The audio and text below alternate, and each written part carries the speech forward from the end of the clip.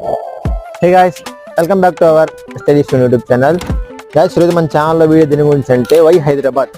మనం మొన్న ఆ వీడియోలో చెప్పాను అనమాట. ఉండిద్ది జాబ్ కానీ ఆపర్చునిటీస్ ఏమైనా ఉంటాయా అండ్ మన కోచింగ్ లైఫ్ ఎలా ఉండిద్ది, ఇవన్నీ చేద్దాం అనుకున్నా. మీరు ఈ వీడియో చూడండి. ఈ వీడియోలో మీకు క్లియర్గా ఎక్స్ప్లెయిన్ చేస్తాను ఏం చేస్తా అనేది.